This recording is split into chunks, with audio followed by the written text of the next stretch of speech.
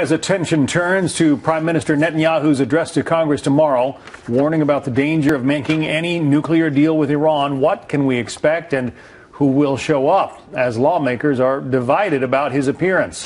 Let's talk about it with Michael Warren, a staff writer for the Weekly Standard. Colby Itkowitz is a national reporter for the Washington Post. Colby, to you first. Who will not be there? Some in Congress think this is a bad idea. They're going to boycott. Yeah, there's about 34 Democrats, I think, that have said they're not going to attend the speech.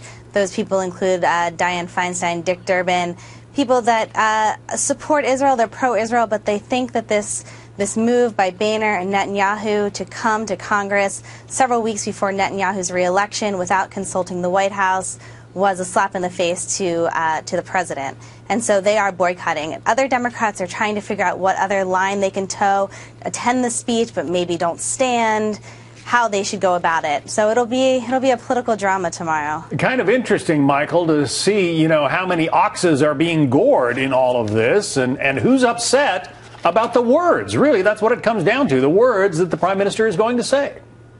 I agree with that, and I don't really think it's that important who shows up and who doesn't, because you look at the general numbers of this, is a huge chunk of the Democratic conferences in both the House and the Senate will be there, or they said they will be there. So I think this is sort of a manufactured issue here from the White House, because they want to frame this speech as something partisan. They framed it as partisan in Israeli politics because Benjamin Netanyahu has this election coming up at the end of March, and they're trying to frame it as a Republican Congress inviting Benjamin Netanyahu. The problem is that there are a lot of Democrats who will be there, and there are a lot of Democrats who have supported Israel in the past and continue to do so. So I think that this question of who's going to be there is less important than, as you say, the words that the Prime Minister says and what the United States does about it. And, Colby, there are an awful lot of Democrats who are pretty concerned about Iran and its intentions, some of them saying they will vote for further sanctions if we don't get some kind of a deal by the end of the month. Is any of this, the battle over Netanyahu's speech, is it going to alienate any of them? I'm not sure if it's going to alienate them on how they stand around sanctions. There are several Democrats, as you note, that have been pushing and sponsoring stricter sanctions on Iran. The White House has said in return, listen, we are working with Iran. We're trying to take a diplomatic tact.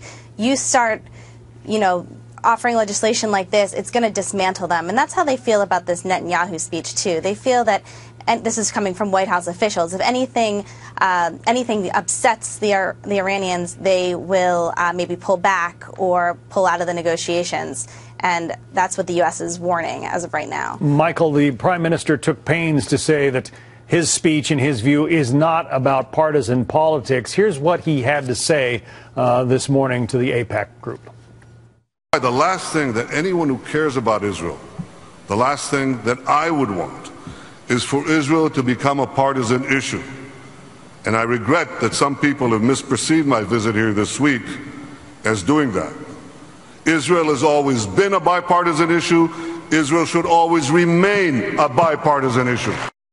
The president's detractors say that he is so eager to get a nuclear deal or any kind of a deal with Iran that he's willing to turn his back on a longtime ally. Do you see it that way, Michael?